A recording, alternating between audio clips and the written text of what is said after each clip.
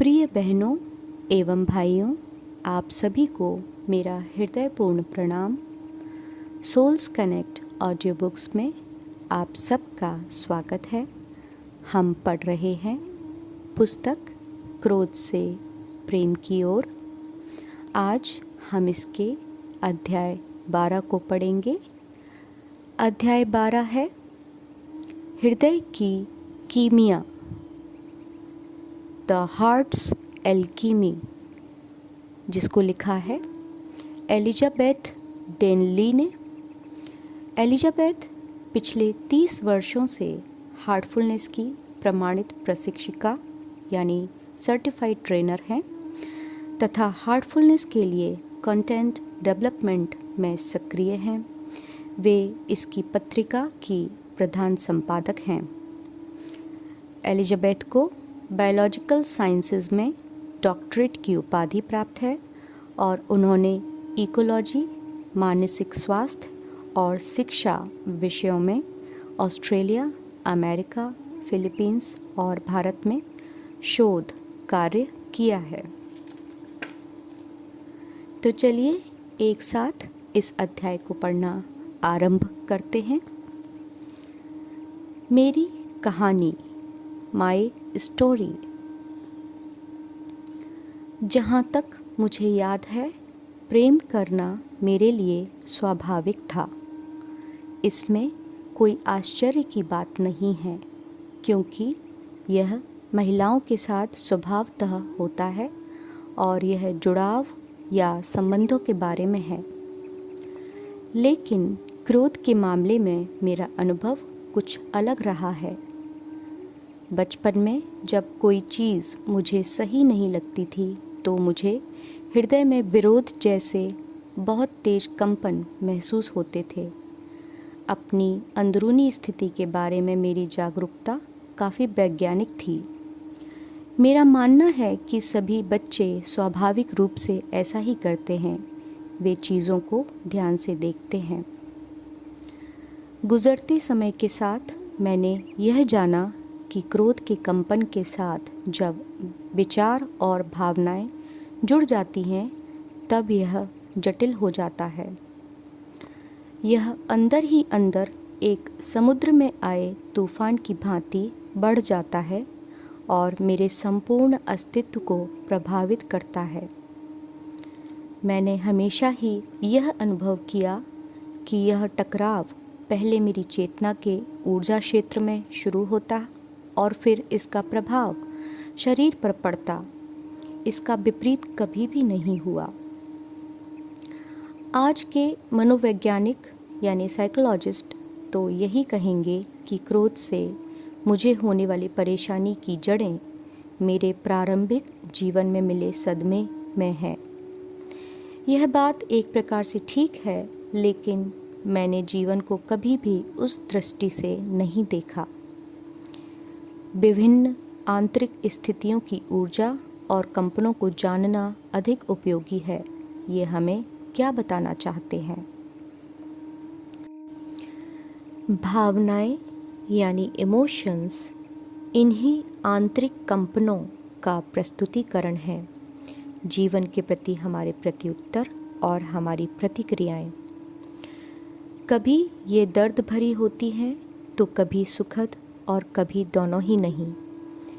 वे हमेशा ही हमारी जीवन यात्रा में अगला कदम उठाने में हमारी सहायता करने, चेतावनी देने और मार्गदर्शन करने के लिए आती हैं। मेरे सामने समस्या केवल तभी आई जब मैं उन बातों में उलझ गई जिन्होंने मुझे समाधान से और चीज़ों को छोड़ते जाने की समझ से दूर रखा।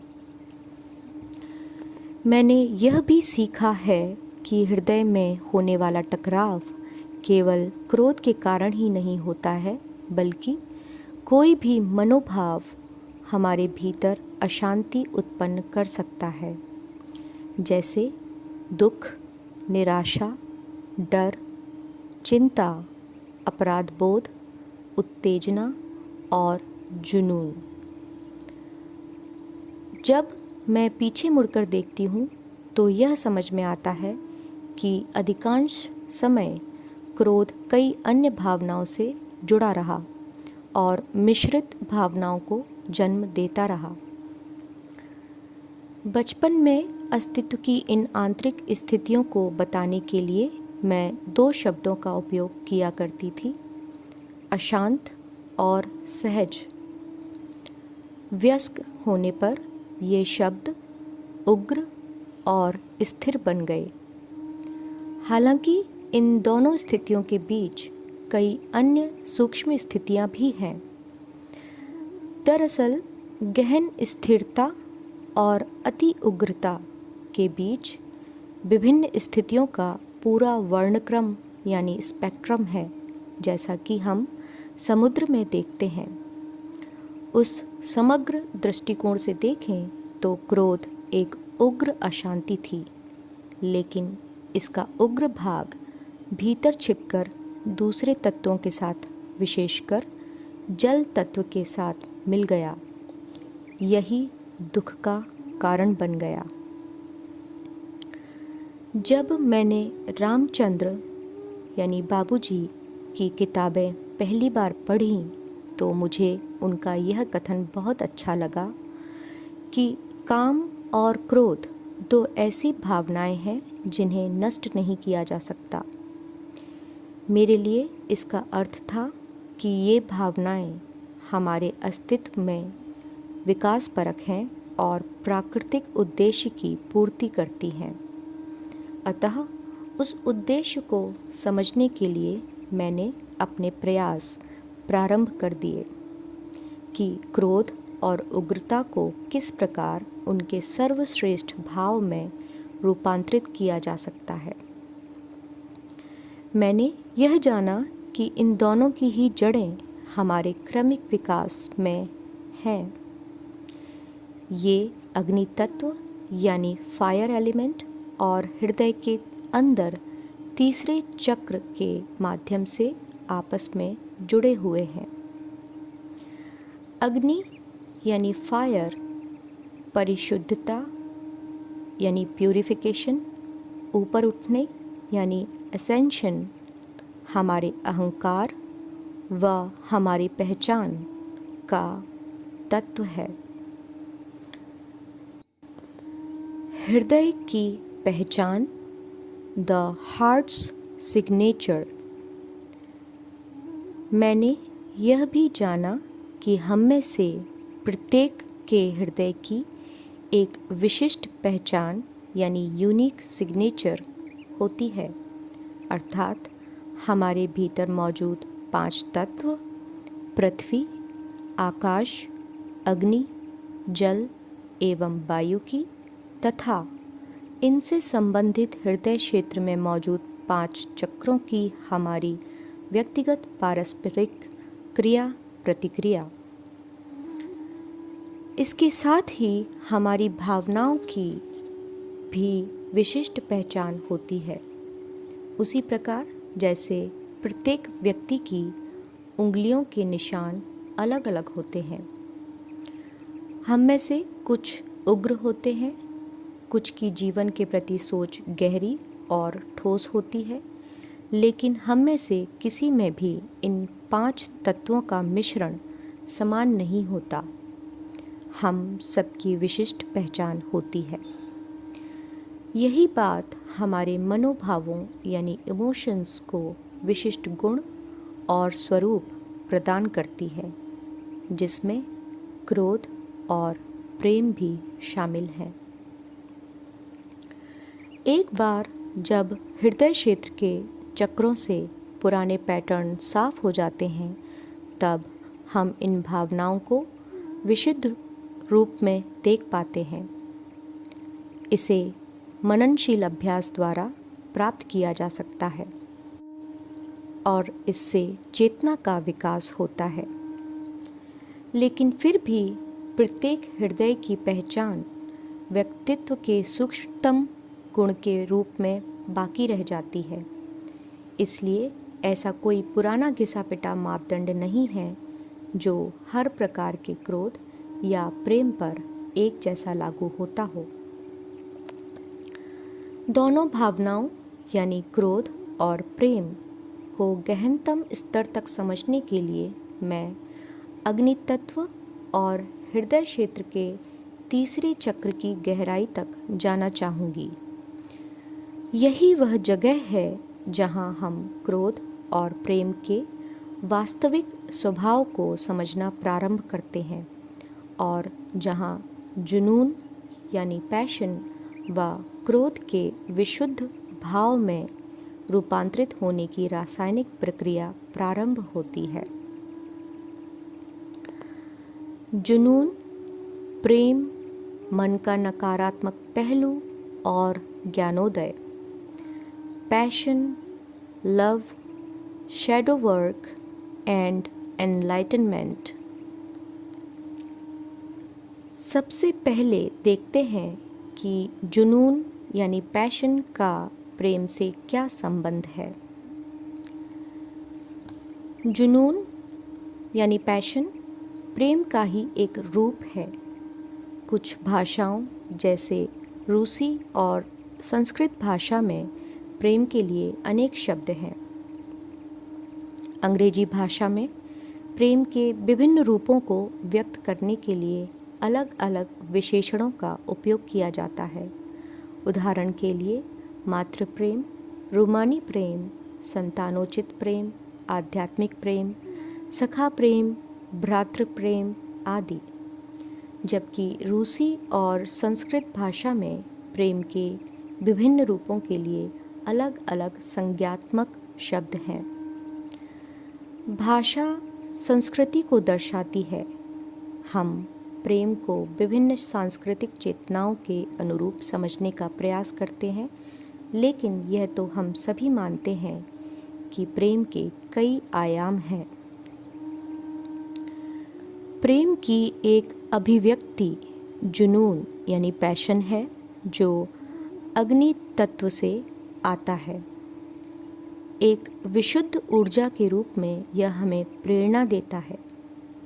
यह हमें किसी व्यक्ति या वस्तु की ओर प्रेरित करता है और उससे जोड़ता है। भौतिक शरीर यानी फिजिकल बॉडी में जुनून यानी पैशन अक्सर कामुक होता है, जो उत्पत्ति की खातिर मिलन व आपसी संबंध जोड़ने की ओर ले जाता है। मानसिक शरीर यानी मेंटल बॉडी में इसका संबंध सिद्धांतों, आदर्शों, दृष्टिकोण और किसी भी क्षेत्र में पारंगत होने से है। अनुभूति यानी फीलिंग्स के रूप में यह अभिरुचि, उमंग और रूमानी प्रेम उत्पन्न करता है। जब जुनून यानी पैशन की यह प्रज्वलित ऊर्जा आध्यात्मिक रूप से अभिव्यक्त होती है, तब यह हमें ईश्वर की ओर ले जाती है। इसका संबंध भक्ति, रचनात्मकता और जुड़ाव से होता है। जब हम विकसित होते हुए निहित स्वार्थ से आगे बढ़ते हैं, तब यह जुनून यानी पैशन करुणा यानी कंपैशन में परिवर्तित हो जाता है, यानी पैशन से कंपैशन। तब यह हमें सांसारिक और आध्यात्मिक दोनों प्रकार के प्रयासों में उच्च स्तरों तक ले जाता है। जुनून यानी पैशन महत्वाकांक्षी है। सफल होने के लिए हमें जिस तड़प, आकांक्षा और ऊर्जा की आवश्यकता होती है, यह उसे हमारे भीतर उत्पन्न करता है। यह हमारी पहचान का एक कार्य है कि हमारा अहम यानी मैं विकसित होना चाहता है। इस पहचान को हम अहंकार के रूप में जानते हैं, जो मनस का एक पहलू है। यदि अहंकार को बढ़ने, विकृत होने या फिर जैसा कार्ल युंग ने कहा है, छाया यानी व्यक्तित्व का काला धब्बा बनने से रोकना हो, तो इसे परिष्कृत यानी रिफाइन किया जाना आवश्यक है।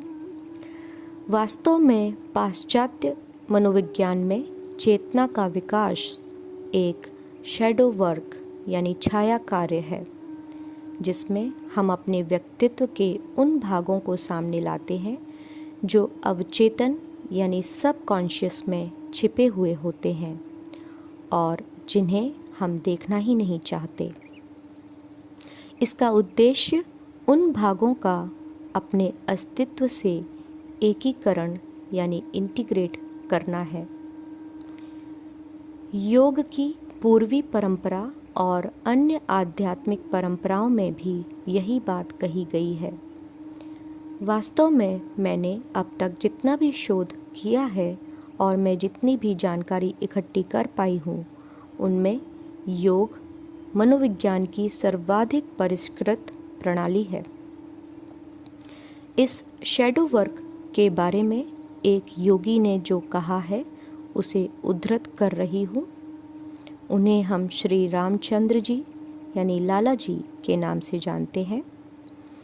यह 20वीं शताब्दी के प्रारंभ में लिखे गए आलेख से लिया गया है, जिसमें वे मनुष्य के विभिन्न आवरणों या परतों यानी लेयर्स और कवरिंग्स के बारे में बता रहे हैं।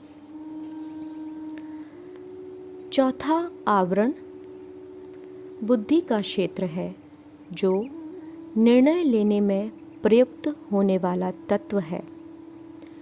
मनस प्रस्तावित करता है और जो तत्व उस प्रस्ताव की पुष्टि करता है वह है बुद्धि। बुद्धि की सहायता से हमें एक सीमा तक सत्य की झलक देखने का एक अवसर मिल जाता है, लेकिन यह आवरण मनस की भांति सूक्ष्म होने के कारण प्रायः धोखा दे देता है या नज़र नहीं आता है। जो लोग इस तक पहुँचते हैं उन्हें चमत्कार करने की शक्ति और अनेक अन्य शक्तियाँ प्राप्त होने लगती हैं। ऐसी स्थिति में जो लोग दिव्यता के मार्ग पर चल रहे हों, वे इतनी बुरी तरह से धोखा खा सकते हैं कि उन्हें वापस सही मार्ग पर आ पाने का अवसर ही नहीं मिल पाता है। अतः यह आवश्यक है कि इस आवरण को अत्यंत सावधानी से हटाया जाए। बुद्धि की उत्तेजक चंचलता अत्यंत ही जटिल है और अहंकार बुद्धि की छाया है। जो लोग अहंकार के प्रभाव में आ जाते हैं उनका पतन हो जाता है। जिन्होंने बुद्धि के इस आवरण को वास्तव में देखा नहीं है बल्कि केवल इसके करीब जा पाए हैं, उन पर अहंकार की छाया पड़ने लगती है। ऐसे लोग सत्य या वास्तविकता की परवाह नहीं करते हैं और अकारण ही केवल अपने विचारों के पक्ष में व्यर्थ की बहस करते रहते हैं। उनका पतन हो जाता है और वे पुनर्जन्म के जाल में फंस कर रह जाते हैं। अतः यह आवश्यक और महत्वपूर्ण है कि अहंकार के मामले में सजग रहा जाए। यहाँ लाला जी अहंकार के विभिन्न रूपों पर प्रकाश डालने के महत्व को समझा रहे हैं, जब वे अवचेतन की छाया में छिपे होते हैं। लेकिन लाला जी के सहयोगी बाबूजी लिखते हैं, मेरे विचार से मनुष्य के पास केवल दो ही चीज़ें हैं, मनस और अहंकार, जो सर्वोत्तम और सर्वाधिक उपयोगी हैं। दरअसल अहंकार ही वास्तविक अस्तित्व को दर्शाता है और मनस इसकी खोज करता है। सच तो यह है कि हमें मनुष्य को प्राप्त प्रत्येक चीज़ का समुचित उपयोग करना सीखना होगा। किसी भी चीज़ का दुरुपयोग नहीं होना चाहिए। सच्चे अर्थों में यही मानवता है। यह प्रत्यक्ष विरोधाभास क्यों? इसे समझने के लिए अहंकार को परिष्कृत करने की प्रक्रिया को समझने की आवश्यकता है, जिससे यह हमारा मित्र बन सके, ना कि शत्रु। क्योंकि अहंकार क्रोध और प्रेम की भावनाओं से अंतरंग रूप से जुड़ा हुआ है। इस प्रक्रिया में अवचेतन की छाया पर प्रकाश डालना, जटिलताओं को दूर करना और चेतना को परिष्कृत करना होता है, जिससे प्रकाश भीतर से उजागर हो सके। यह कोई इत्तेफाक नहीं है कि हम अपने अस्तित्व के केंद्र में विद्यमान प्रकाश के स्रोत पर ध्यान करते हैं। यह हमें भीतर से बाहर की ओर प्रकाशित करता है, जिससे प्रकाश विकिरित यानी रेडिएट हो और सभी आवरणों को पार करता हुआ हमारे अस्तित्व की बाहरी सीमा तक आ सके। बाबूजी इसे दीप्ति रहित प्रकाश यानी लाइट विदाउट ल्यूमिनोसिटी कहते हैं। इसी प्रक्रिया को ज्ञानोदय यानी एनलाइटनमेंट कहते हैं। इस अध्याय को हम यहाँ विराम दे रहे हैं। इसे अगले सत्र में आगे पढ़ेंगे। हमारे साथ बने रहने के लिए आप सभी का हृदयपूर्वक धन्यवाद एवं आभार। शीघ्र ही मिलते हैं। कृपया इस चैनल को सब्सक्राइब करें, लाइक करें, शेयर करें, कमेंट करें और नई नोटिफिकेशन के लिए बेल आइकन को प्रेस करें। आप सबका बहुत बहुत धन्यवाद।